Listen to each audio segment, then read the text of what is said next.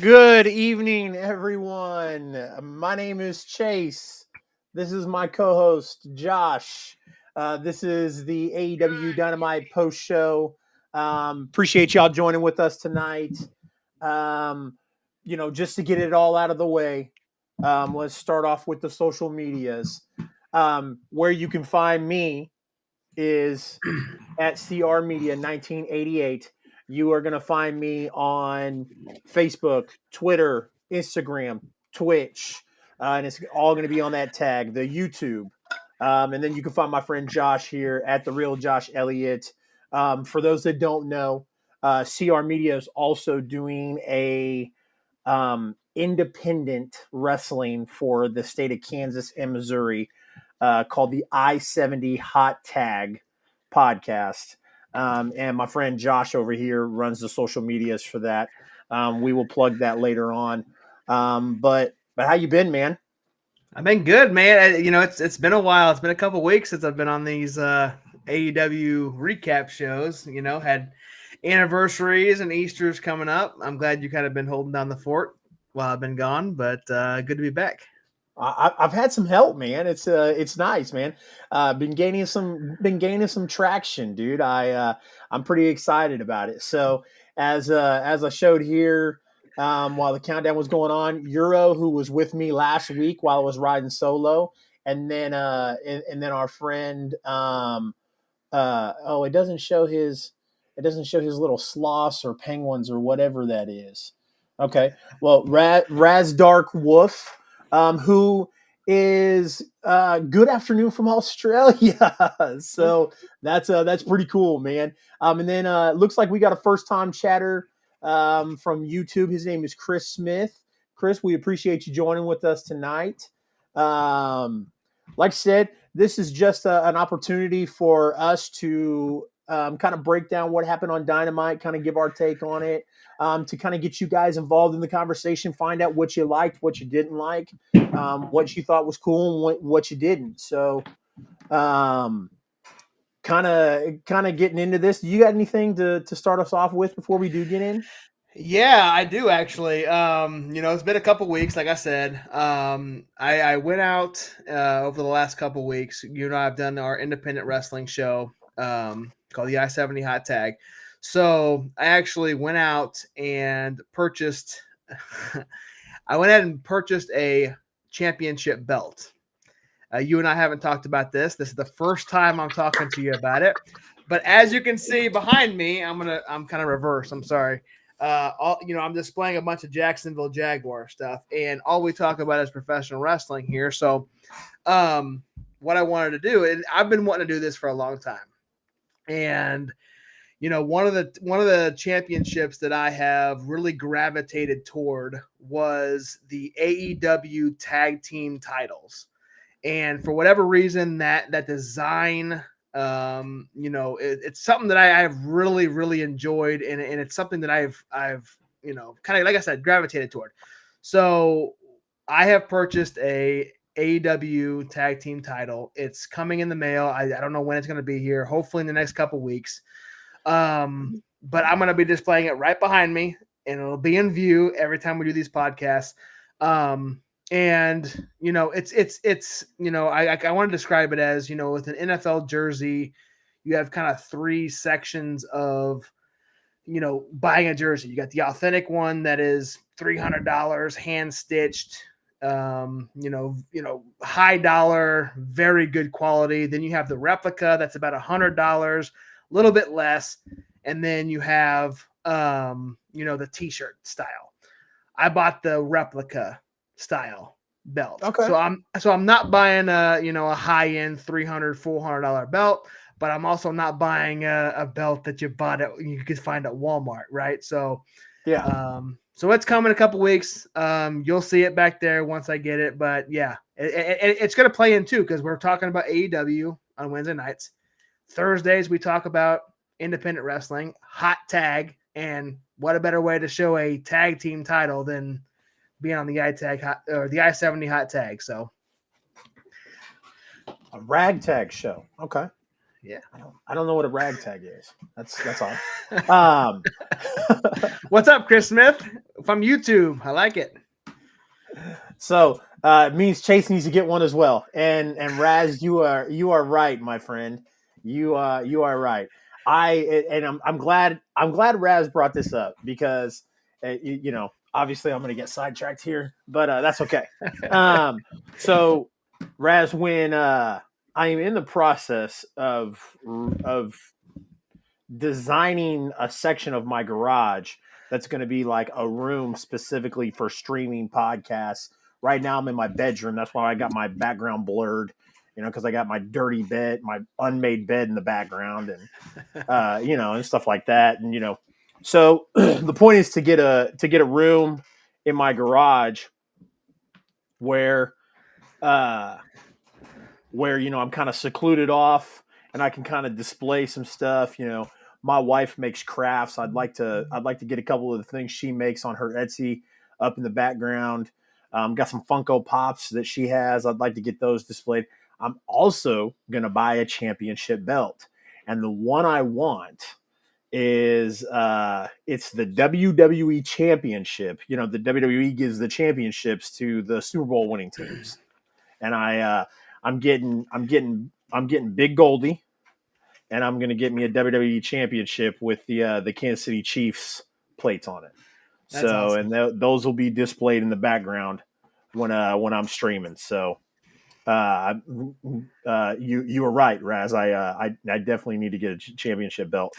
Another funny story. Two of our best friends and I went to a live SmackDown event back in 2006, and they both dropped $350 on Big Goldie, and I was this close, and I never did it. And every time I go to Stitch or our two friends' house that bought those belts, every single time I see it, I'm kicking myself. I'm like, man, why didn't I Right. do it? So, And but yeah, every time I go over to their house, same thing. I see it. I'm like, man, that's something that I've wanted, and I've seen it. Derek's had that thing for many, many years, and every time I go over there, it's something that me being a wrestling fan for pretty much my whole life, it's something that yeah. I finally broke down, finally did it, and so yeah, excited to get that. Yeah. Chris, don't. It's not a stupid joke. I didn't have it went over my head. So definitely not a stupid joke, man. I just when I first read it, I was like ragtag. I was like ragtag. What's a ragtag? Euro says I want an OG Intercontinental white one. Those OG Intercontinental white ones are nice. Those are Um, beautiful. Yep. Yep. It's funny, and I was going to talk about this on bad booking. I actually have it written down as a talking point, but I'm actually sick of the OG Intercontinental title. That I'm in a minority, and I love the new Intercontinental title. So yeah. Really? Yep. Yep. Definitely a nice choice. Classic. Look who joined, What's Mr. up, Mr. Mr. Broderick? Mr. Brody Hall, who we were just talking about with that championship belt. Heck yeah. So And we're gonna do but this. We're gonna get the chat over here on display. So now all new comments will go to the chat right here. So you guys don't have to worry about or we don't have to worry about keeping up with you guys on putting them on. But I like the new look one. It has more character than the main title. It does. It does. It's funny because the new United States title and the new Intercontinental title both have a lot more character than both women's championships and both WWE championships. yep. It was very weird. So jumping in, we start off Dynamite and we get Mr. CM Punk, who comes out and joins the commentary team. So we automatically get this phenomenal Dax Dax and Wheeler match already. So fantastic way to start off the event. I loved this match, man. It was very technical. There was, I saw a couple little, winks to Bret Hart in this match. I'm very curious to go back and watch the match again just to see if there's any little Easter eggs. Because Punk being involved and all three of those guys being such big fans of all three of those guys being such big fans of Bret Hart. I would be very curious to see what little tiny Easter eggs that they put in there. So, Yep. Easter eggs of old Bret Hart matches or, anything like that. So, the back suplex reversed into a crossbody was fantastic. The sharpshooter reversal into a small package that went into a reversal into itself. I was surprised that Dax won this match. Really? I thought Wheeler was going to take it home. I was very surprised to see Dax win. I'm happy for him, but yeah, like if you'd asked me before an hour before Dynamite who was going to win, I'd have bet on Wheeler. So This, yeah, and like Raz is talking about, this match had no right being as good as it was. This was a phenomenal opening to Dynamite, and AEW likes to do that. They like to start off the shows and then book in the shows with as best matches as they possibly can. This match was no different. It was billed before the show started. Both members of FTR are phenomenal. I'm kind of in a completely opposite with you. I was, going into this match, I thought they were going to have Dax go over. They did. And as you mentioned too, that, on my notes, I have that, there was a ton of reversals in this match, which kind of made the back and forth, even better because they know each other so well. They know each other's offensive moves. And, it just played well into the story of the match. Love the fact that they came out together and, they came out together. They left together. It wasn't like a made up, they hate each other for this one specific match. They're a team. They're having a one match against each other, and then they're going to leave as a team. So, great opening match. And going back to the Bret Hart, the callbacks to Bret Hart, the obvious one obviously is their attires. The trunks was just obvious to Bret Hart, yep. and I'm sure that there's more, I'm sure there's, we see every week someone posting a video of a Bret Hart match and you put them up side by side and they're doing the same, CM Punk does it a lot, but I'm sure we're going to see something like that in the coming week. Of them kind of playing homage to Bret or even Owen. It might even be an Owen match. Who knows? So kind of unrelated to that, but to talk about the Bret thing, there was a lot of talk that like.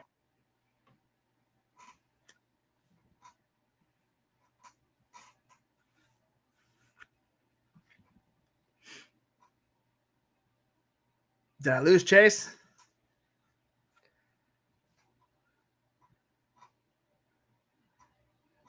Chase, are you there?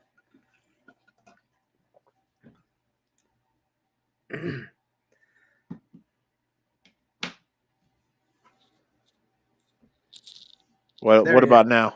There he is. I froze. What? That was weird. I don't know what that was. He was memeing for a moment. Chris knows what's up. Yeah. Good stuff. Good stuff. See, the technology is not always nice to us. So, well, see, now this is weird. Now you're frozen. For me. Am I? For me, yeah. Weird. I can hear you just fine. Okay, we're gonna no sell it. We're gonna move on. Yep. I'm just gonna chat. Is Josh is Josh memeing for you right now? I love that. That's awesome, Chris. I'm gonna use that. Both of you show active on screen. Okay, cool. Then it's just mine. I don't care. The only thing is I can't get your facial reactions. You're just smiling at me awkwardly. Uh, so, like I was saying, we talked about on previous shows where you know, that it was rumored that Bret Hart there was a possibility that Bret could come in and Yep. manage FTR. Um, so now there's a lot of rumors circulating around that Bret has signed a deal with WWE, and that's why Bret hasn't came in. But Bret can still do independent shows. I don't know. This all sounds, like I said, it's all hearsay. It's all rumors. It Right. sounds janky to me. But I was watching a video on TikTok where somebody had kind of brought it up and was like, yeah, this is what I'm reading is that Bret has signed with WWE and he's still able to do uh, independent shows, but can't go on AEW Dynamite. Right. Which I would assume that if he signed a deal with WWE, he couldn't do independent shows either, right? Yeah, I wouldn't think so. Yeah. So this is this is funny. I I so, I'm gonna screenshot this and send it to you later. This is fucking awkward. um, so I mean, I don't know. Are we gonna get Bret in AEW at some time? Not, no idea. I feel like if he hasn't showed up at this point, I don't know if we're gonna get it. So, um, oh look, it's my AEW didn't screw Bret. Bret screwed Bret. Fantastic, Raz. I Good love it, man. stuff. Yeah. Uh, look, my co-host, or I'm his co-host of the James House Chiefs Talk. My friend James Howe shows up, says, "What's up, fellas? What are we talking about tonight?" What's going on, Um, James? What we're talking about is a huge announcement that was made right after this match for AEW Double or Nothing. that is It is correct. made official. It is going to be CM Punk challenging for the AEW Heavyweight Championship against Hangman Adam Page. That What is correct. what do you think about this? So obviously that I'm super excited for that match. I think that match is gonna just be awesome. I obviously at some point in time we all knew that CM Punk was going to go after this AEW championship. There's no denying that. Right. Raz, you bring up a good point. Who thinks we get a Page heel turn? I don't think we get a Page heel turn. I would rather see a Punk heel turn. And let me tell you why. I get why Punk is, I get why Punk is a face. I preferred WWE babyface Punk to AEW babyface Punk. Punk just, I know he means it, but Punk is just not believable to me. The part where he was talking about how the people were the reason why he came back. That's that part was a little bit more felt a little bit more authentic than the rest of the stuff. The him always coming out and trying to overplay the crowd and stuff. It just doesn't feel authentic to me. So if he can't tap into the babyface he was in WWE, then let's turn him heel, Right. and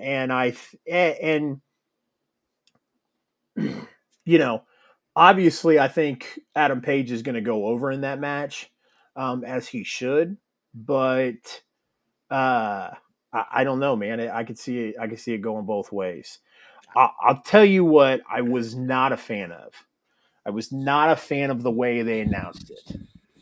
I would have preferred Adam Page to come out and then Punk to come, Punk to interrupt him and say, well, I just got word it's you and me at Double or Nothing. I would have preferred that face-to-face interaction more than just like, oh hey, we've got an announcement.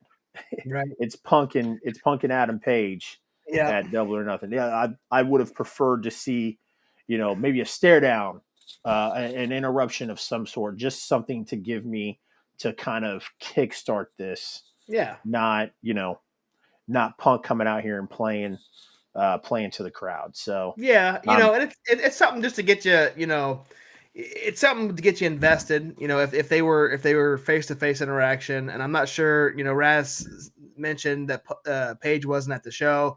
That might have been the case. I'm not 100% sure about that. But if he wasn't, we didn't see him, so I mean, he may not have been. But I saw you, I saw some memes, some digs at Adam Page on Twitter, something about COVID.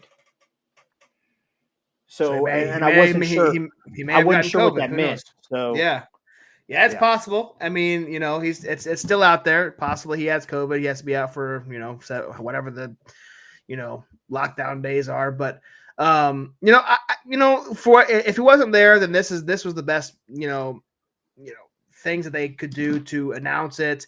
Punk came out. He kind of paid tribute to his debut on Rampage 7 months ago, roughly, asking the fans if he can still do it. He proved hell yes he can, and just like you said, I mean, this match is going to be phenomenal. And we talked about this a couple weeks ago.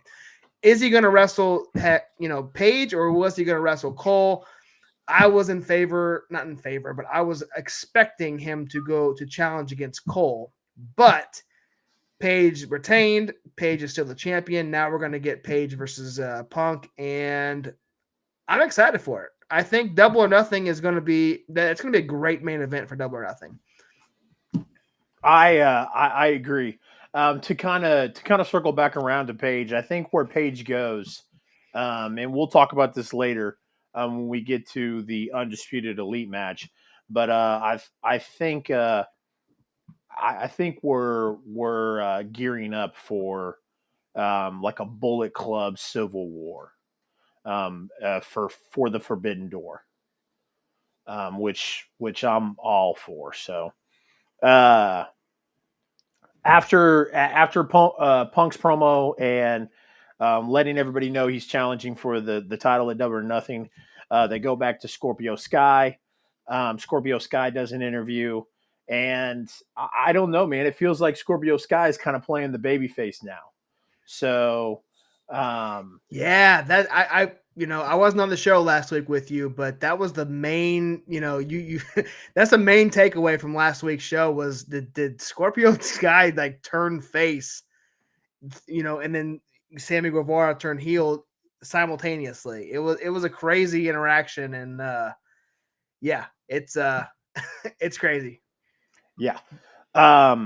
So then the Blackpool Combat Club comes out to face QT's guys, and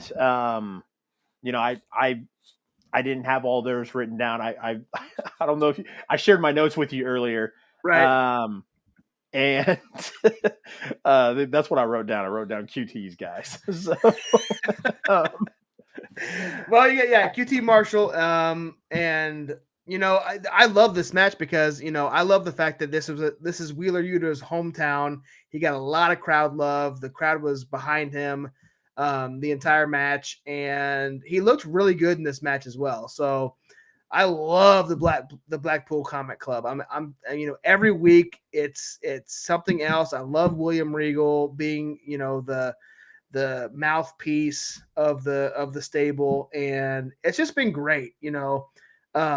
And yeah, Raz Yuta got the biggest pop of the BCC. Yeah, 100% agreed. tonight. Yeah. Agreed. Yep. As he should have. I mean, Yep. both of those guys in the Combat Club between Moxley and Daniel are big stars right now. But you're seeing Yuta come in and coming into his own, and with him as a pure champion, I I love the fact that Yuta got that big of a pop tonight. Right. So, what I could complain about, is I don't really like the Combat Club as baby faces. I think they should be heels. I agree. I think they should be rough and tough, nitty gritty, punch you in the mouth, beat the dog shit out of you, heels, and there ain't nothing you can do about it. Yep. When Regal's on commentary, I'd love for Regal to just shit on whoever they're in the ring with, and completely talk his guys up like Taz does. Yeah. I don't know. I feel like if they're baby faces, I feel like why are they not doing more? I feel like their persona of, like, hey, we're just here to kick the shit out of everybody and prove that we're the best wrestlers in the company. That we're the hardest hitting guys in the company. Would just work better for them if they were just doing it to the Varsity Blondes, Right. and all those guys, just kind of, because now we're getting to a point where if they rough shot through everybody as baby faces, then it's like, okay, where's the tag team titles? When's one of them gonna take the TNT title? When one of them's gonna, like, if they're baby faces, are they not? Why are we not putting, the whole shebang behind them? So Right. I don't know. I prefer, like I said, I prefer that, they needs to be similar to the early NWO days. Yeah. They're bad guys that everybody everybody loves. Like, it's cool. Like, that's what the problem is that they're beating the shit out of everybody, and it's cool right now. And it's like, okay, when are they going to start beating the shit out of everybody? Means they're going to have to start beating the shit out of our heroes, our guys that we cheer for, So, Right. like I said, I would prefer them as heels, but either way, whether they're baby faces or they're heels, I'm here for it. I don't care. Yep. They're too good one way or the other. Yeah, for sure. Yeah, exactly. So, but it's, the match was obviously was extremely predictable, but it was a good way to showcase the trio. I don't have this written down on my notes, but I thought about it while I was just talking now, and I thought about it while I was watching the match, and I forgot to write it down. There has been a lot of talk of possibly bringing in a trios title. Could you see AEW making a trios title? We've seen it done before, but Yeah. not on this big of a stage. I don't know, man. Like, I mean, it'd be interesting. You got the Blackpool Combat Club, but I would not, at least as of right now, I don't think they should do it. I don't think there's enough.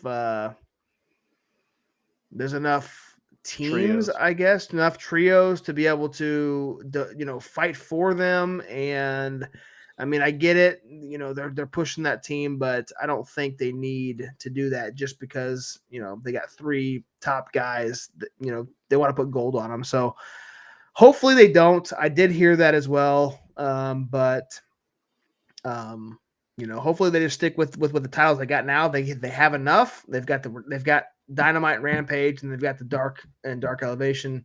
But I think the men's and women's titles they have now, I think that's good enough. Don't overdo it and saturate the championships with too many titles. Yeah. No, I agree. And like Razdeck says, if they did that, they would have to retire the tag division, because then, you got tag guys who would have to pair up with somebody. So, Right.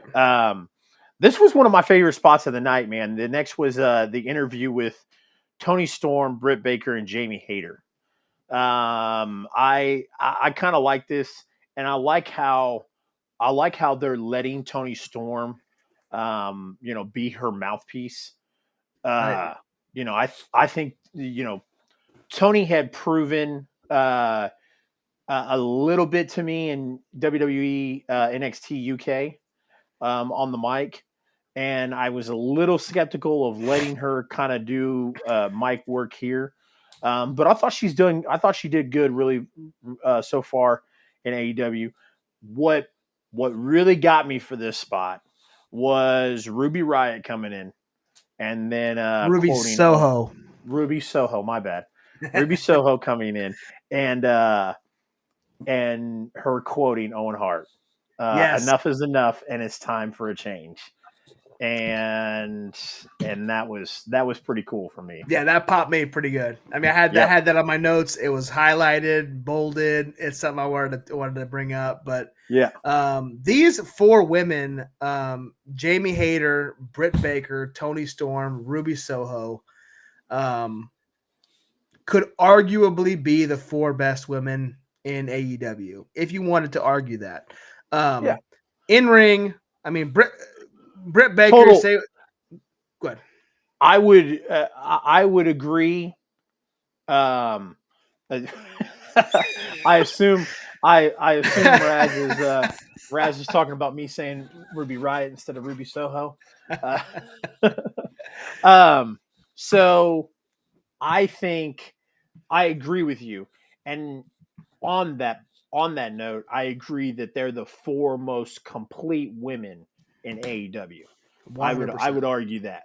So Yep. as far as ring work goes, mic skills, all that other stuff, because obviously Akira Shida could out wrestle them. Yeah. Serena Deeb. Yeah. The I can't think of her name, man. I drew a blank. The short one, the really short one. Oh yeah, the first AEW Women's Champion.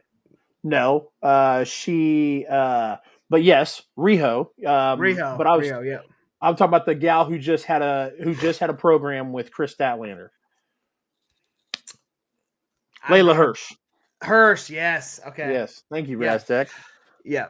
Yeah, good. Yeah, so I'm the same way. I'm a huge and you know this. I'm a huge women's wrestling fan, and Britt Baker can out talk any woman on any promotion, any day of the week. Yeah, Britt has superstar power. 100%. Yep, Yes, 100%. she's got superstar power. She's not just, like I said, she's not just a good wrestler, a great mic skills person. She just has it. She has it. Yep. And she is getting better and better and better in the ring every single week. You look back at what she was doing when AEW first started. We talked about how green she was, but we saw the potential, and she is living up to that every single week. And same thing with, Jamie Hayter. I didn't know much about Jamie Hayter before AEW, but she's doing a great job as far as as far as everything's going with Jamie Hayter. But Tony Storm, one of my favorite women's wrestlers, and Ruby Soho, as we know, she did really great in WWE. So these four women, like we said at the beginning of this segment, four of the best women in AEW, at least arguably the four best women. And I'm excited to see where this goes for sure. Absolutely. Hey, Marcus, appreciate you joining in tonight, man. Looks like you popped in on the Twitch.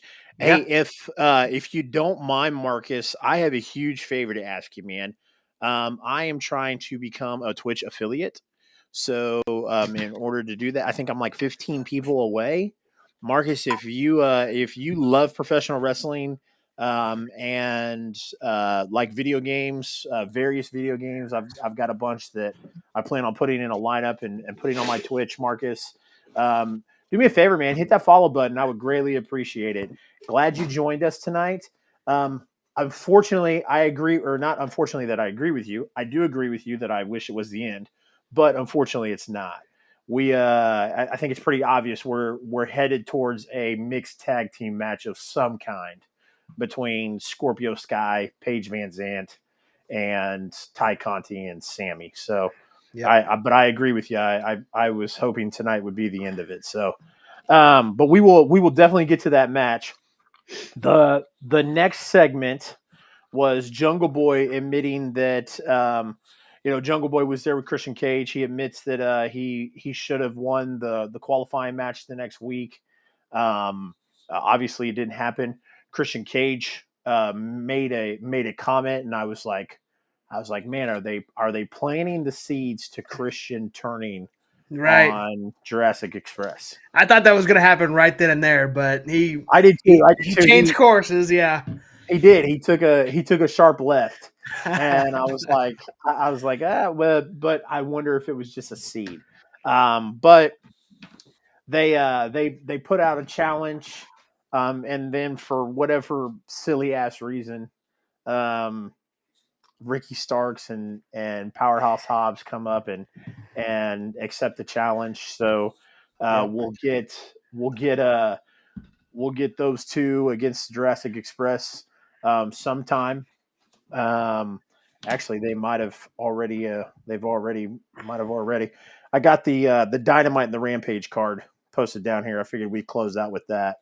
But so we'll get those two sometime down the road for the tag team titles. I would like to actually see Jungle Boy be the one to turn on Christian.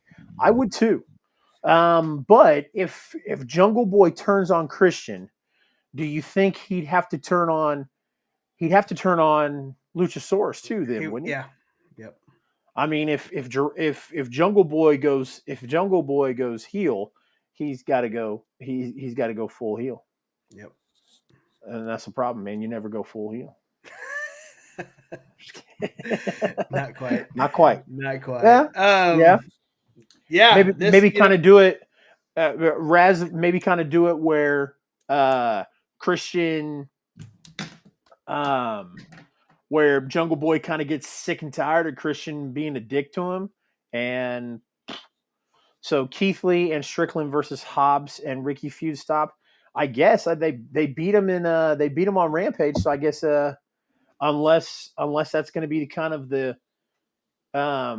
spoiler alert, that Hobbs and Ricky Starks lose because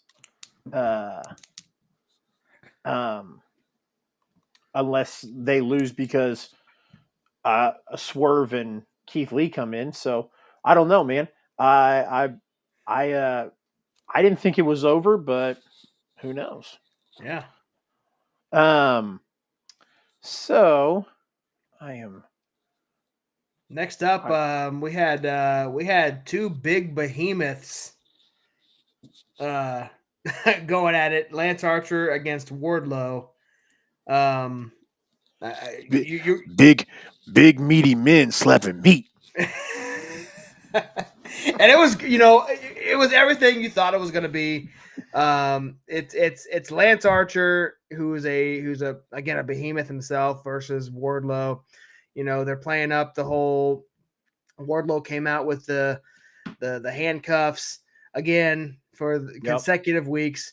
MJF starts off with a promo. He bashes the Philly crowd. He talks about birth control and just kind of bashes the women in Philadelphia. Yeah. But Philadelphia women is the birth control in Philadelphia or something like that. What do women use as birth personality? Control in Philly? Their personality. Yeah. So healing up as he always does. Does a great job as that best heel in the business. But Wardlow comes out. A couple of highlights of this match that I wanted to say was, first of all, Wardlow is I'll get to it at the end of this match. Wardlow got to the top rope and performed a Swanton bomb and was very fluid with it. It was a Jeff Hardy-esque, and he looked like he's done it many, many times. Who knows? He might have. Almost missed him.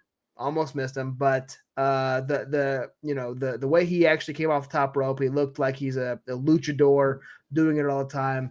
He's an absolute beast.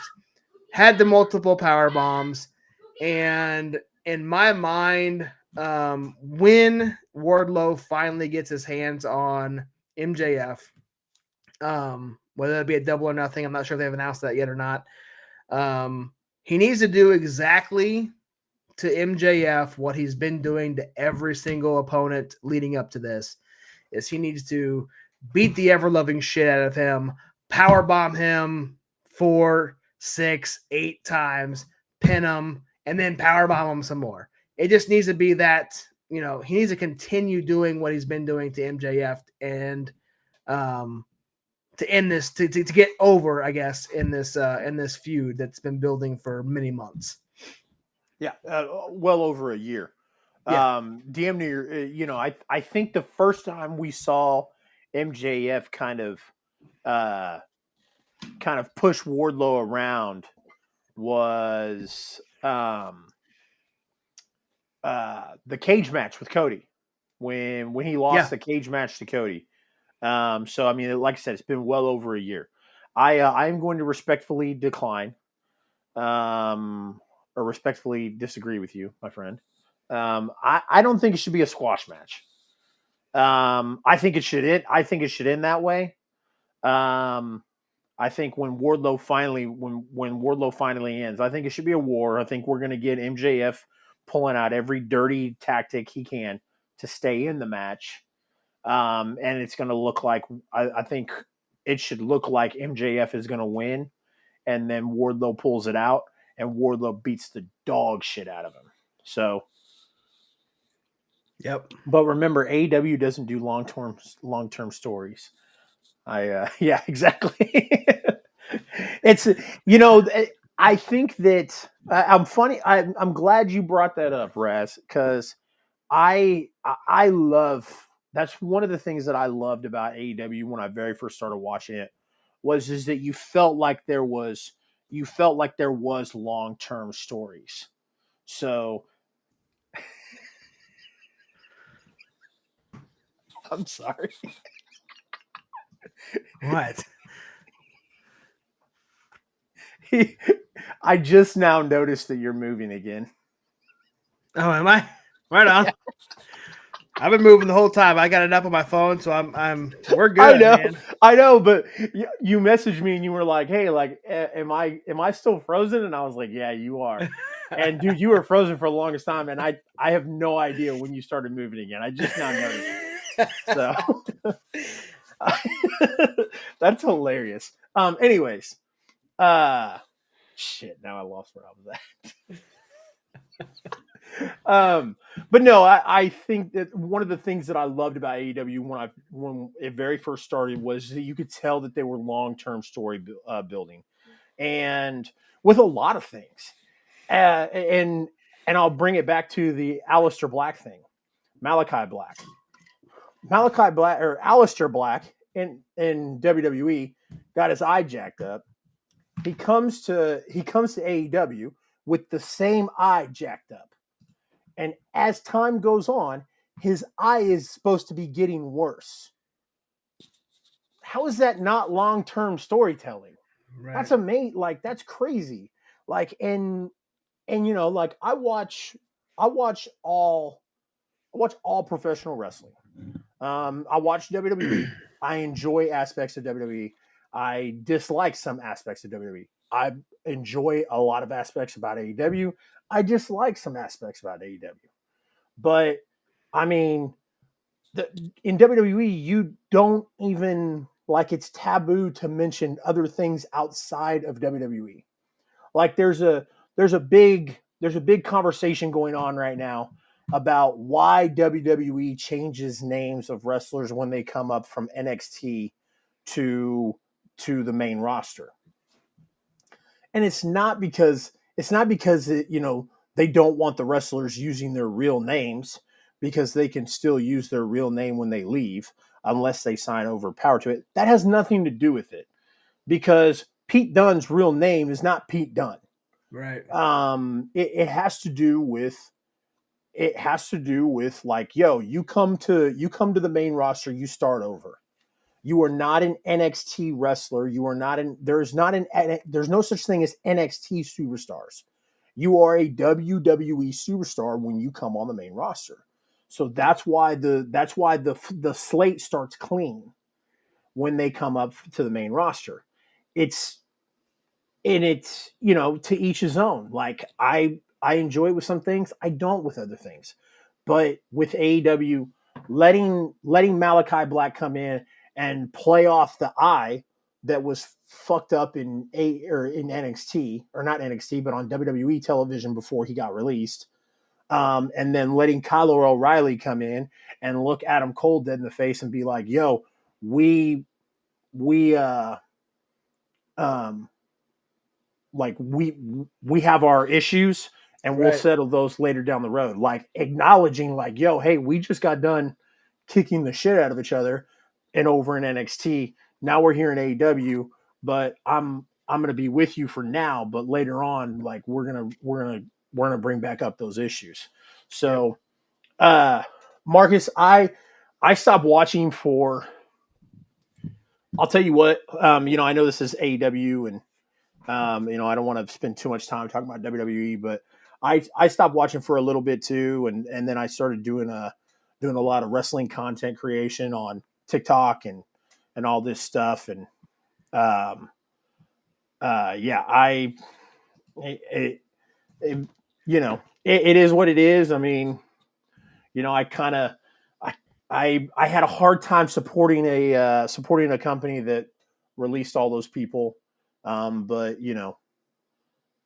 we it is what it is. So, um, yeah, WWE doesn't want people to think that anything exists outside of that company. Right. And what that boils down to, you're 1,000% right, Raz. What it boils down to is that interview that he had with Pat McAfee, Vince McMahon, and Vince said, hey, like, which do you want to be? Which sounds better, a professional wrestler or a WWE superstar? He's like, I think being a WWE superstar sounds better. So that's why when they bring him up to the main roster, it's like, okay, you're no longer Pete Dunne, you're Butch, and we're gonna make Butch a WWE superstar. Like I said, to each his own. Right. Some people are cool with it, some people aren't. Some people are indifferent to it. Some people are like, I don't care. But it is what it is. So, um, Pat McAfee is the man. Goddamn right, Pat McAfee is the man. Uh, Big shout out to Kyle DGK Humbert for joining the stream. Diamond Guzzling Kyle, man. Yeah. So that's funny. I mentioned Pat McAfee one time, like, hey, like just the mere mention of Pat McAfee, and then Right. Kyle pops in and goes, Pat McAfee's the man. So Lance Archer, who who I still call Lance Hoyt to this day. He is a big man, but he's very agile. He's a damn good wrestler for being a big guy. He's come a long way since being Kid Cash's muscle man. So, but Wardlow was obviously going to win. I'm not a huge fan of Archer getting his ass whipped here. I feel like I've like when does the buck stop? That's we do this thing where every single time a baby face has to overcome a big obstacle, they're like, "Oh, here's Lance Archer. Nobody can beat the murder hawk Lance Archer." Well, everybody's kicked his ass now. So Yeah. I mean, There's no point in rolling him out there anymore. yeah, Right. yeah, Yeah. yeah. I mean, he's not the murder hawk anymore if he keeps getting his ass kicked. Right. So the multiple power bombs are always a lock. I knew that the match was going to end like that. When he kicked out of the blackout, I was like, holy shit. Obviously, like I said, I knew Wardlow was going to win, but when he did the blackout and he kicked out, I was like, wow. So, not really much to go for that match. I think I literally think they're going to do this little dog and pony show with Wardlow and MJF probably up until about a week from Double or Nothing, and then they will, they'll probably announce the match, or Wardlow will get the match somehow. I don't know exactly how it's going to go, but I like I said, I have a feeling that they're going to continue pulling out this whole thing with these two. So, Yep. Um, so I got something weird, man. Like, yeah, I'm drinking this water, and it's got a funny tint to it now, and I have no idea why. It was clear when I got it, so I don't know. I've been staring at it. I've been staring at it every single time I like went to take a drink. I was like, man, like a minute ago it was clear. Now it's got like that is weird. That's called backwash, Chase. You should just It must be. I bet that's what it is. I probably had a piece of hamburger stuck in my teeth that backwashed into it. But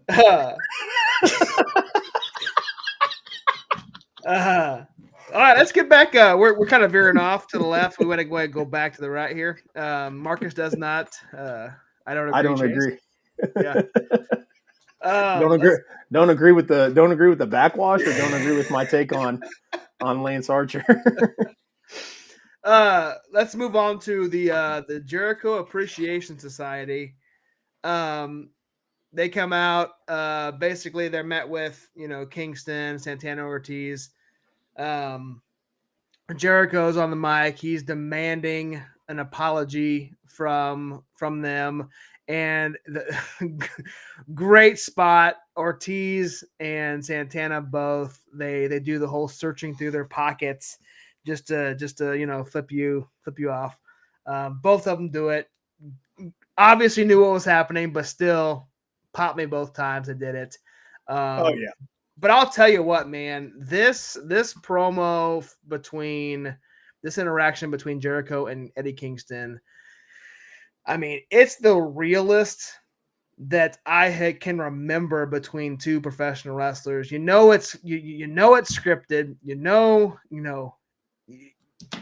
the two guys aren't really going to punch each other in the face. You know you guys aren't really going to. They don't really hate each other, but these two guys are putting on such a great performance, and a very heavy, kudos to Eddie Kingston, because he's one of the most realist promos that I can remember. And when he's on the microphone, you don't see anybody doing it like he does it. And it's just,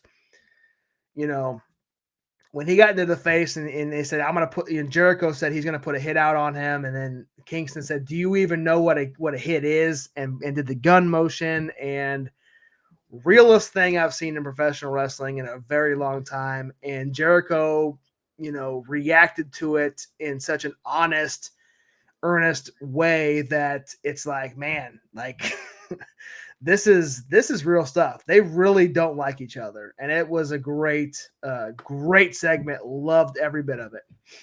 Yeah. So, and I'll get to that real quick. Appreciate you joining, Kyle. Much love as always, man. Have a wonderful day at work tomorrow. I want to back up to Marcus real quick. Marcus, number one, thank you. I have my Twitch stream manager pulled up in a different window. I'm on two screens here, and saw you hit that follow button, man. I greatly appreciate that. Secondly, so if you think Wardlow and MJF is going to happen in Long Island, uh, do you think that MJF wins by some fuckery, and then him and Wardlow get like a stipulation match at Double or Nothing? Like, I don't know. I can't see them. I can't see them not taking advantage of the opportunity to have Wardlow versus MJF at Double or Nothing. So, but I agree. I could see them doing something on the Long Island episode. We're still a month out of Double or Nothing. So I don't know exactly when that episode is. of Dynamite in Long Island, but I could see them doing something. Maybe Wardlow versus MJF straight up, and if Wardlow loses, then MJF terminates his contract, and he's never to be seen again. But if Wardlow wins, Wardlow gets a one-on-one match in a steel cage with him at Double or Nothing, or something, or like I said, some stipulation match of some kind. But I'll wait to see what Marcus says, but I'll move on. I'll go back to the this whole thing with the Jericho Appreciation Society and Kingston and Pride and Powerful. Daniel Garcia cracked my shit up. Just his presence, the way he acted, the way he talks. It's funny. I was laughing hysterically while he was running his mouth. And then when they did the whole I got it for you. It's good stuff. It was. It made me mark out. I was like, man, where is Stitch? So he would love that.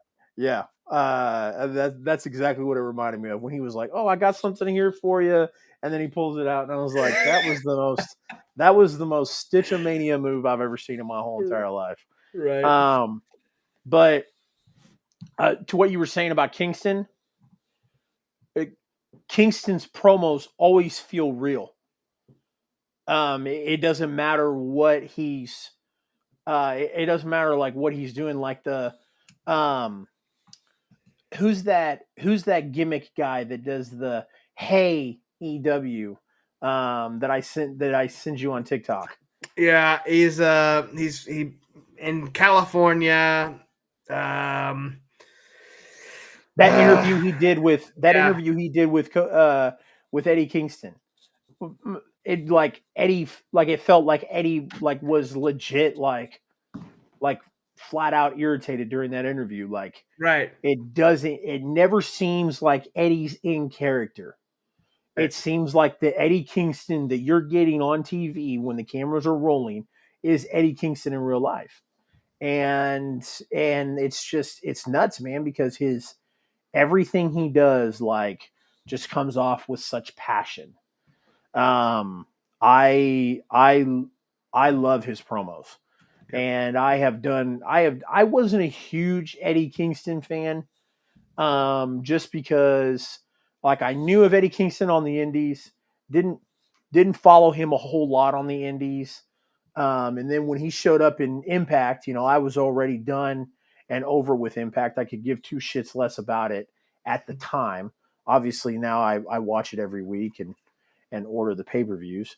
But at the time when Eddie first came into Impact, I was checked out. I didn't care.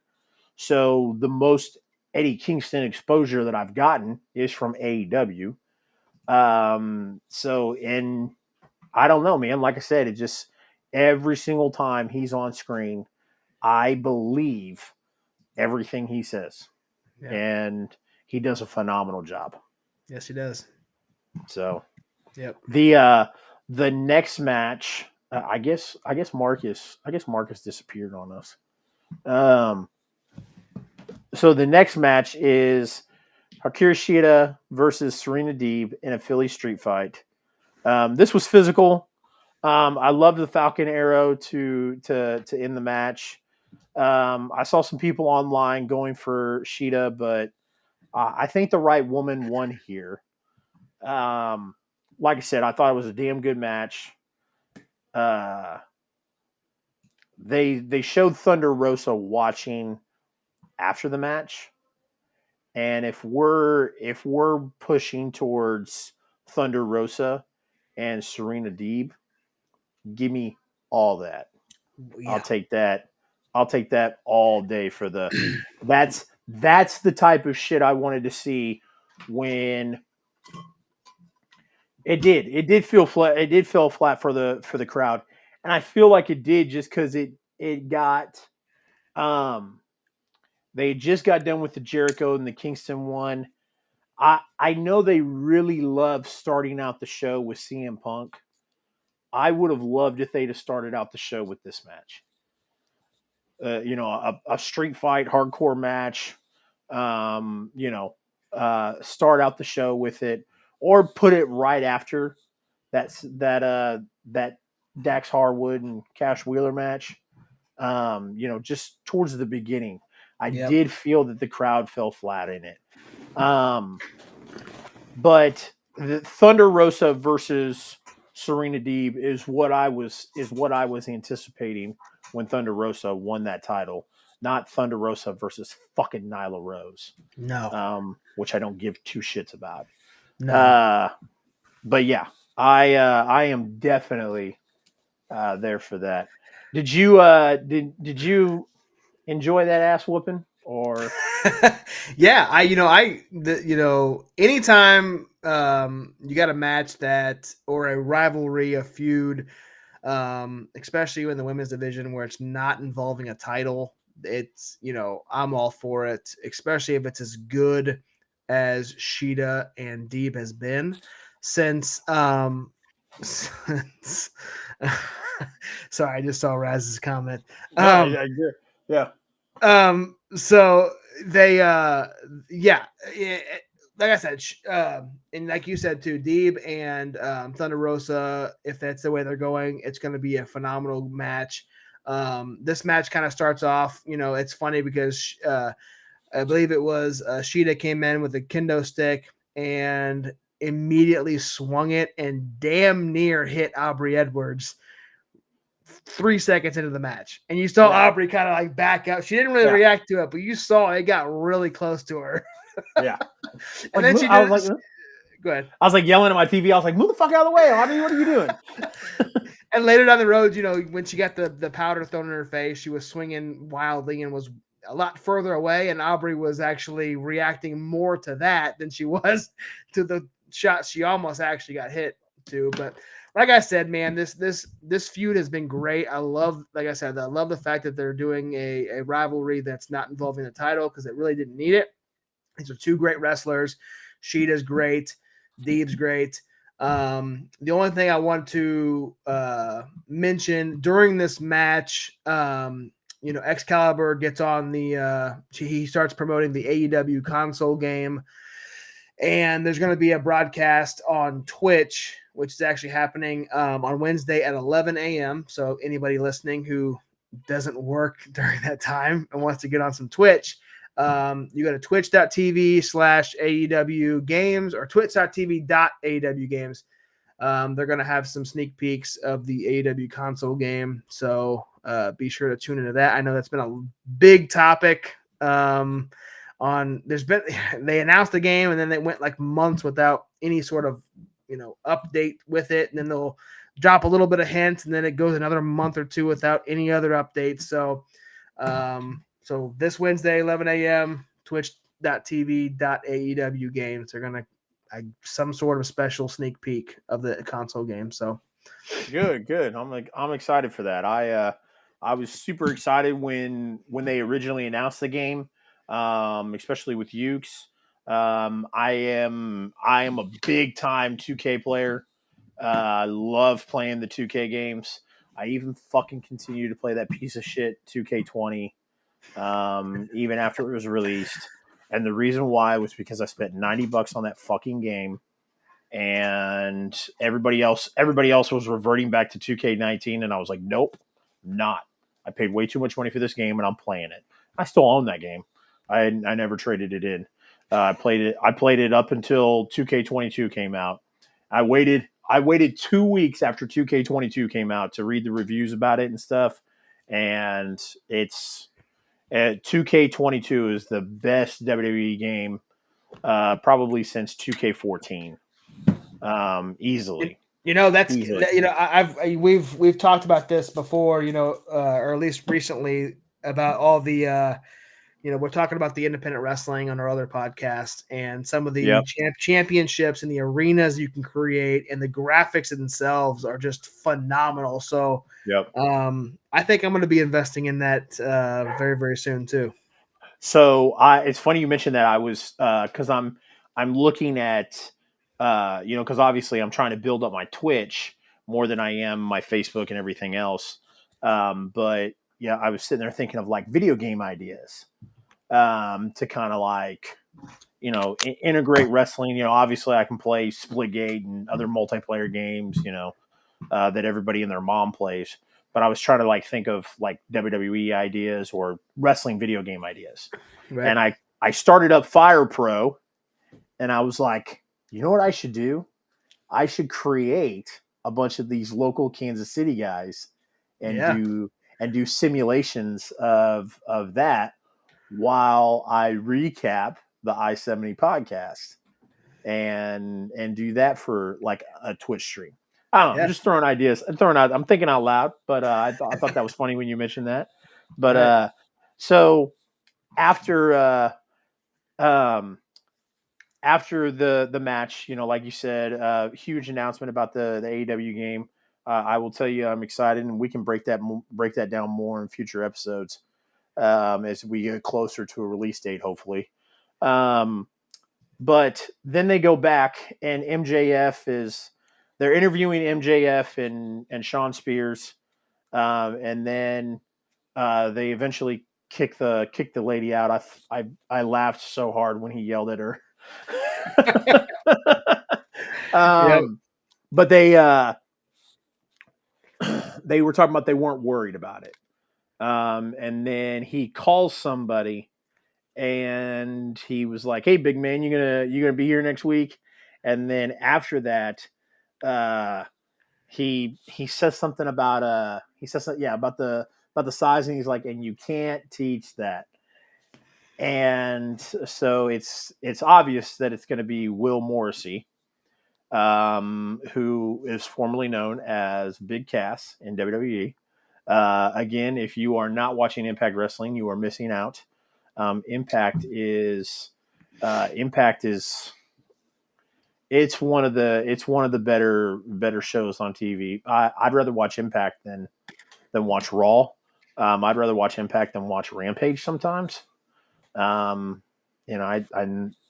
take that how you will, but Impact is very good, and Morrissey has been killing it on Impact. Right. So I am excited to see him cross over and do something with AEW. So there was also I was kind of on social media, and there was also some talk of wondering if Enzo comes with him, because I know him and Enzo have been doing stuff on the independent scene. So Right. the next segment was the House of Black with Fuego del Sol. They just appeared, and they got Fuego del Sol like pinned down, and they're about to rip his mask off. And then Alex, who is the Lucha Bros manager, he appeared in the ring, and then talked about them doing something terrible and etc. And then Penta comes out, chases, or they run off to the ring, and then Penta brings Pac out, and then Alex comes out with Penta, and they're like, okay, well, if Alex is up there with you, then who's standing behind us? And it was Ray Phoenix. So and I popped pretty hard for that. I was very excited to see Ray Phoenix back. I know that they mentioned that his injury wasn't as was it me, or did Alex sound more like Raven tonight? Alex's voice has it's weird, because sometimes when he talks, I'm like, is that Alex, or who is that? So I don't know if he sounded like Raven, but he definitely his voice did sound different. Right. Or Raz, do you mean like the way he sounded, or do you mean like the way he was talking? like the words he was using, speaking in poems, I guess, or however Raven used to speak. So how long ago did Ray Phoenix get injured? Has it been 2 months? Just about, yeah. Roughly, yeah. So I mean, it's a quick turnaround, honestly. You know, for as bad as that looked when he went through that table and his arm just went in the completely wrong direction. Yeah, well, they said it wasn't as bad as what it looked. Yeah. So which was good news. Yeah. 3, Marcus, I assume you're talking about like how long ago it was that Marcus got injured. Was it 3 months ago? Raz, I agree. The way he sounded, yes. But yeah, Ray Phoenix coming out, made me pop. It helps level that playing field. So another 3-man group just kind of furthers that speculation. If they're going to bring in a 6-man tag title. January 5th was when he got injured. Okay, cool. So, Man, that time flies, man. I did not realize it was the beginning of January. Yeah, and that's what's crazy is when he got injured, I know a bunch of people were like, "Oh my God, that looked horrible," because it did. Yeah. And they were like, "Man, I hope he's okay." And then they came out and they were like, "It's not as bad as it looked." But I mean, shit, it's been almost 4 months. Right. So, February, March, it's been almost 4 months now. So, maybe it wasn't as minor as we thought it was, or I don't know. Right. But I'm very excited to get that 6-man tag match between the House of Black and Death Triangle. Death Triangle, yeah. That's gonna be match. It is. Speaking of, we go backstage and we see Darby Allin and Isaiah Swerve, I'm sorry, Swerve Strickland. Swerve Strickland, right. And we're going to get them on Rampage. I'm pretty excited about that. This is for the Owen Hart tournament. So I guess, Marcus, what you were asking earlier about the feud between Starks and Hobbs being done with Keith Lee and Swerve, I guess it is for now because Swerve is going to be competing in the Owen Hart tournament. So on the men's side.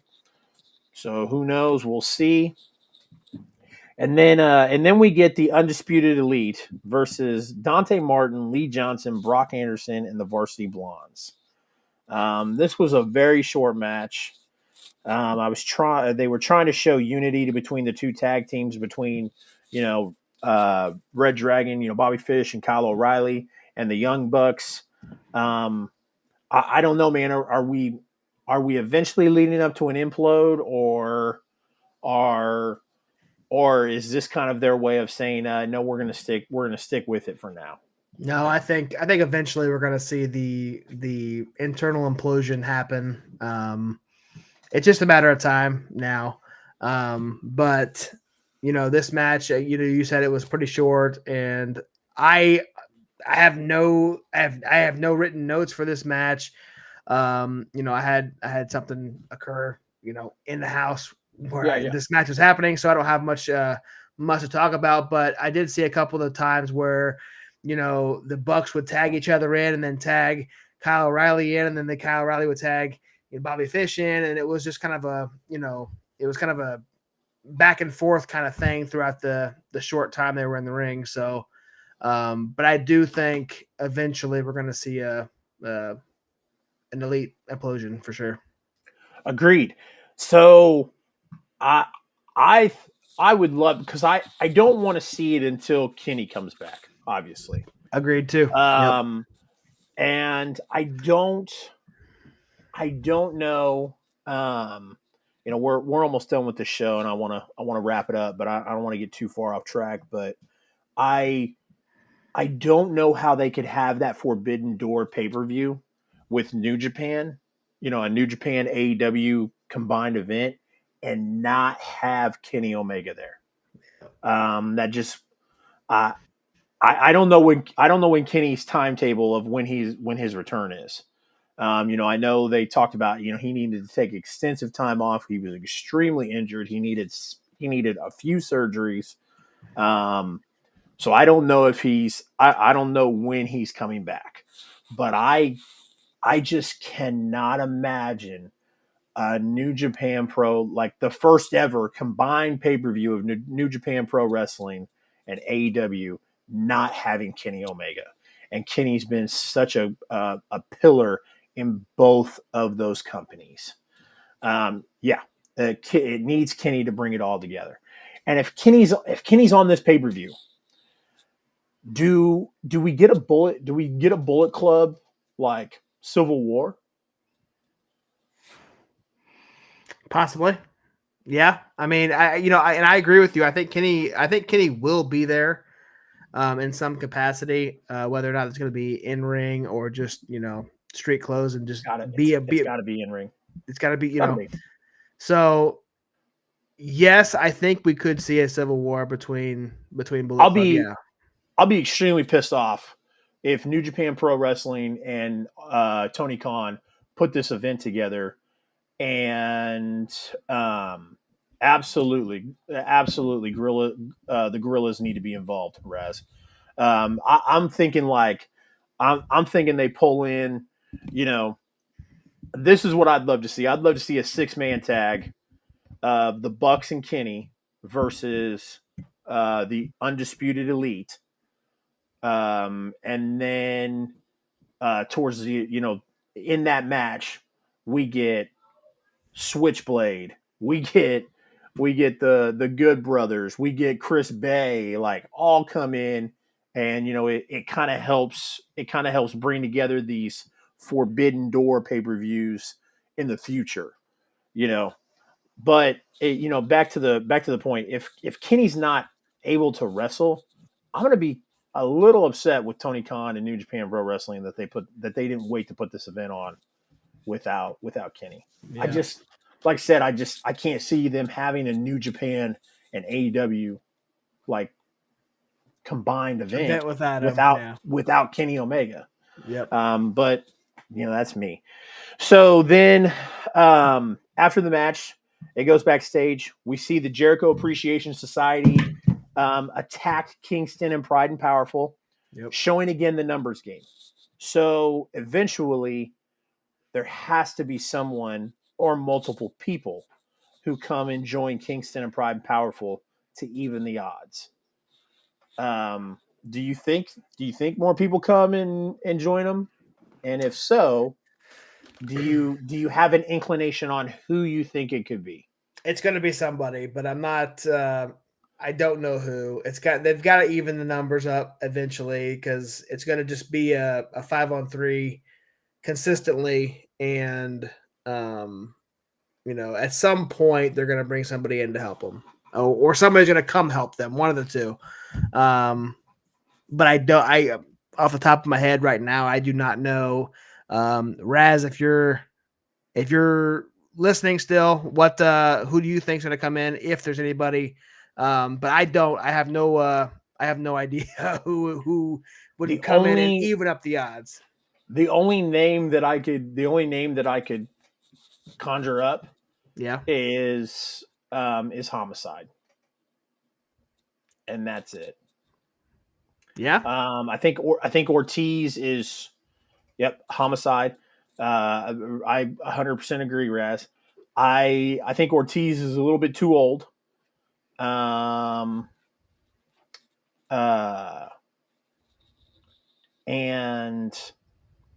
Conan is obviously in no shape to come in. No. Absolutely not. So yeah, I mean, like, the only name that comes to mind is Homicide, and maybe they say, okay, with an LAX reunion. That's the only reason I went with Homicide. So if but if Homicide comes in, then you're still down one person. But and then do you think it'll be Blood and Guts, or do you think it'll be a Stadium Stampede?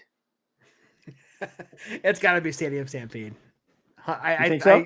I do. That's Jericho's. I mean, Jericho's been in both, but I Yep. think this 5-on-5 match at Stadium Stampede, I think that's right in their wheelhouse. I think it's going to happen there. I agree. Yeah. I don't know if it'll happen at Double or Nothing, but I do see a state, or like I said, I see one of those two matches being the end all of that feud. Either one would be fine with me. Yeah. I love both of them, but that Yeah. for whatever reason, that Stadium Stampede match is just it's just something really cool to watch, and it's a cool experience to see all the angles and the spots that they do. So I'm gonna say Stadium Stampede. I agree, Rez. Blood and Guts is one of my favorite. Blood, obviously, War Games. War Games is one of my favorite things. It's when I was a kid, man. I loved World War III. I know I did too, dude. I did too. Not just you. Yeah, thinking like going back and watching it. Like I've watched some of them on the Peacock, and they're fucking stupid. Terrible. But I still love War Games. How could you keep up? When you were, as a kid, it looked cool, but like watching it now, it was such a cluster, and you could not keep up with anything with what was going on. But I was the same way. I loved it, and I love War Games too. I don't. When AEW first started, they, there was articles that we read that Cody, now whether or not it be Cody or whether that be AEW, but he, trademarked the match Beyond, which was the War Games match. So whether or not Cody owns it or not, who knows? But hopefully that leaves an opening to AEW eventually doing some sort of War Games match. Well, that's what Blood and Guts is, pretty much. Pretty much, yeah. So, so the main event, Sammy and Scorpio, in a ladder match for the TNT Championship. So this was crazy, man. I completely forgot this match was happening tonight before the event, and even at some point during the event. I was like looking at the time. I was taking notes for this show, and I was looking at the time. I was like, "Yeah, main event's coming up here soon." And even after Scorpio did that interview at the beginning of the show, and then I was like, "Oh shit, we've got a ladder match tonight." And I was excited because Sammy in a ladder match is good shit. But I was banking on Sammy winning. If you'd have asked me 2 hours ago who was going to win it, I'd have put $500 on Sammy easily, no questions asked. And I was super shocked. And you kind of asked the question. You were like, because we were in here backstage while the match was happening, and you were like, okay, well, what the fuck was the point of the crowd absolutely hates Sammy and Ty? They do. And that's what I was getting ready to bring up. I'm glad you said that, Raz. So Josh, you asked, like, hey, what the fuck was the point of Sammy winning the title last week? I think the point was for them two things. Either one, they had Sammy win to draw heat to Sammy because they knew turning Sammy heel was the way to go, or B, they didn't think it through. They were like, "Oh, we're going to go ahead and put the title back on Sammy, and then let Sammy continue to carry the TNT Championship." And then when they got backlash for it, they took a step back and they were like, maybe we fucked up and made a mistake. One of those two things happened. I would hope that it was the option of, hey, we need to put heat on Sammy so Sammy can solidify himself as a heel. Because like Raz was saying, the people, the internet community absolutely cannot stand the Ty Conti and Sammy Guevara shit. So then when they put them together on screen, the crowd has just been like, bleh, I don't care. I'm indifferent to it. It is what it is. It Wrestling has been putting cheesy couples together for 40 fucking years. Yep. Minus Macho Man and Miss Elizabeth. I hate just about every single one of them. I was never a fan of Matt Hardy and Lita. Never a fan of any of them. So, Right. but this match was, it didn't disappoint. So, also the fact that he is thrown into the position where Cody and Brandy were supposed to be. You think so? I didn't think about that. That's actually a good point, Raz. I never thought about that. Since Cody and Brandy left, TK was probably like, okay, let's put Ty and Sammy in that spot. Yeah. Yeah. And this match was a great ladder match. And that makes perfect sense because it felt like before Cody and Brandy left, they were building towards Paige and whoever against Cody and Brandy. Yep. So that would make sense. Like I said, I didn't think about that. Yeah, it's a good point for sure. Yeah. But yeah, I talked about, we saw this match, we were watching it live together. We didn't watch the entire show together, but I'm leaning toward the fact that AEW just said, you know what, we need to get heat on Sammy. The fans already hate him and Ty being together. Sammy, if you follow him on social media, specifically Twitter, even makes it even worse. You hate him even worse. He plays into it 20 times worse than he does on television. Good stuff. Great heel. But I don't understand the quick title changes so quickly. I am glad that they got it back on Scorpio Sky because, like I said, when he won it, I was extremely excited. He lost it so damn quick. And, not that I don't like Sammy because he's a great athlete in the ring, puts on great matches every time he's in there. But I think it's Scorpio's time, and hopefully he's able to build, keep the title, build a good reign, and, become a great TNT champion after this. So, but the title changes was not needed. It messed up the booking of the title. Fun fact: TNT champion. You're right, Marcus. Yeah. Yep. Agreed. Yep. So, the spots in this match were, like I said, they didn't disappoint. The barbed wire ladder. Yeah. The girls on their backs while they were climbing the ladder. Sky had Paige on his back. Sammy had Ty on his back as they were climbing the ladder. Like I said, I thought Sammy would win. I was very excited to see Sammy lose and for Scorpio to get it back. One of my biggest issues with AEW is some of these guys who were looked at the beginning as kind of the guys to carry the torch and carry the company, have kind of gotten shadowed.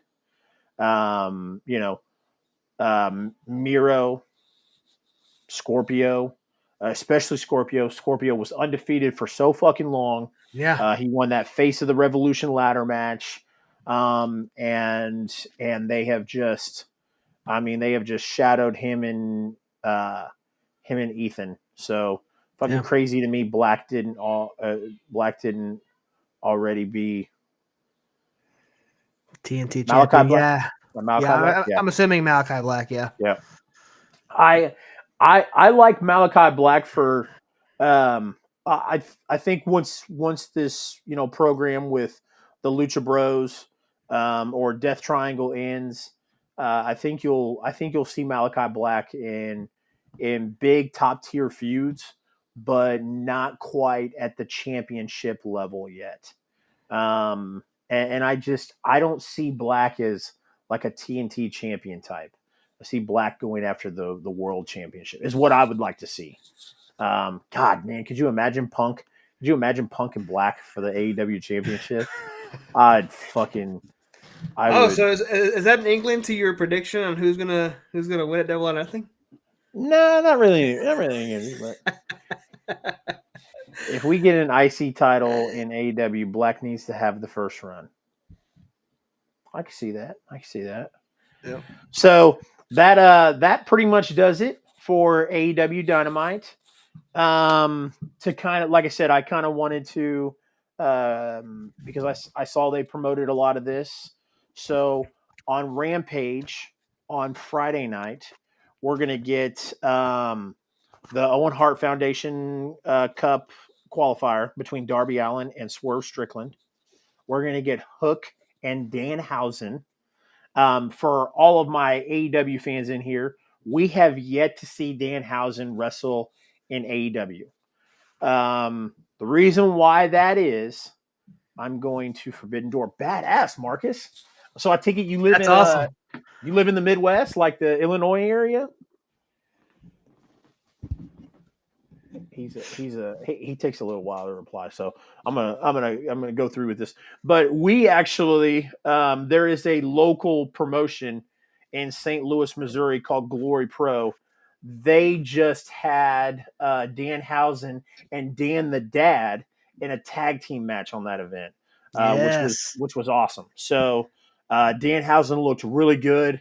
It didn't. I was very skeptical when I saw Danhausen on the card. I was like, man, is he still injured?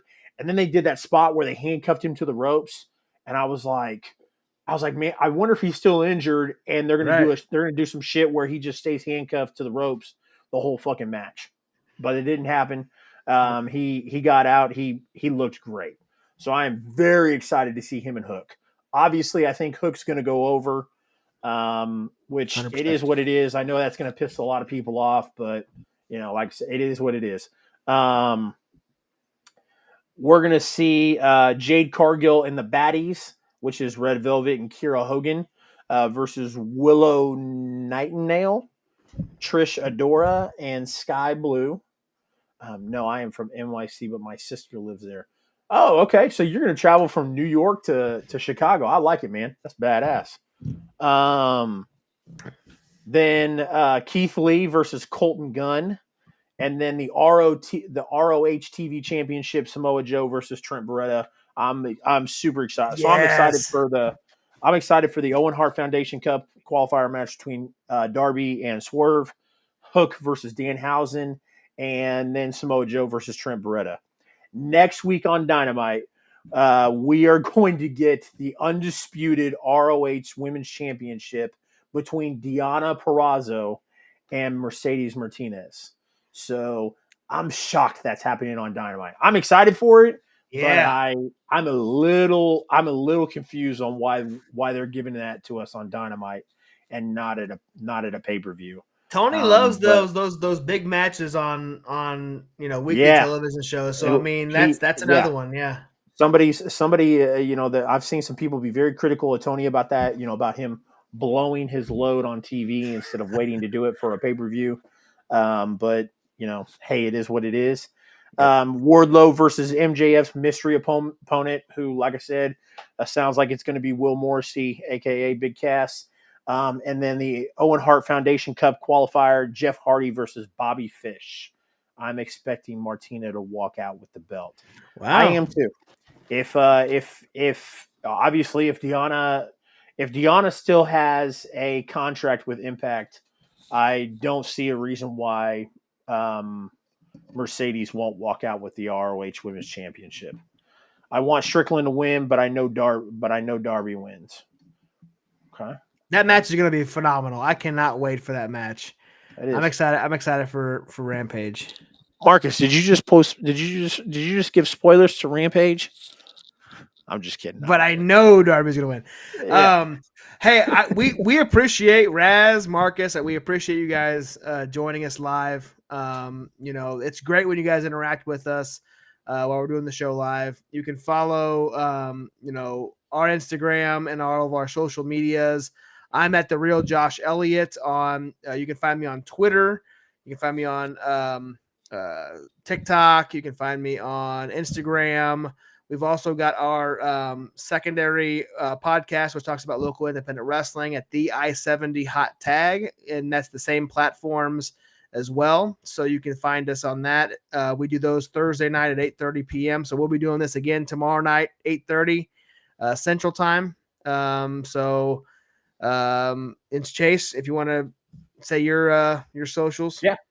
Yeah, no, again, want to thank everybody.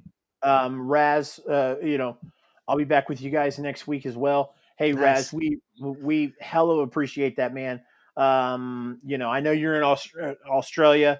If you're interested in some of these independent professional wrestlers, join us tomorrow night, man. Love to have you. If not, understand, we will definitely see you next week. Marcus, appreciate you coming out, showing love to us, man. Appreciate everybody who came out and showed love. We love chatting with you guys. It makes it a hell of a lot better than staring at the screen and talking to myself or just talking to us each trying other, to right? just talking to each other. It makes it a lot more fun. So we greatly appreciate it. Again, if you guys haven't, that sucks. I hear that though. But if you guys haven't, like I said, the social media tags are at CR Media 1988. I'm on Facebook. I'm on Twitter. I'm on Instagram. I'm on Twitch. I'm on YouTube. Would appreciate the follows there. Like I said, trying to build a community here. But we'll definitely check it out at some point. Yeah, man, definitely. Also, I'm doing I do a podcast. You can catch it on YouTube or on podcast networks like Spotify, Amazon, Google, that sort of thing. It's called Bad Booking, where I talk about mixed martial arts, boxing, and professional wrestling. I am writing solo on that one right now. My co-host is on sabbatical. We don't know when he's going to return from the wilderness, but when he does, he's a pretty cool cat, and like I said, we have a lot of fun with it, talking about mixed martial arts, boxing, and professional wrestling. We don't talk about one specific show on there. We kind of talk about like stories in professional wrestling in general. So you should definitely check it out on YouTube or check it out on the podcast that you your podcast, whatever you download, whether it's Amazon, Google, etc. Yeah, and same thing for the I-70 podcast as well. You can't check it out live tomorrow night. That's on all the podcast platforms as well. So Absolutely, we're there as well. So with that being said, ladies and gentlemen, we appreciate you joining with us. We will see you next week for the AEW Dynamite post show. For CR Media, my name is Chase, and for my co-host, the real Josh Elliott, good fight and good night. Good night.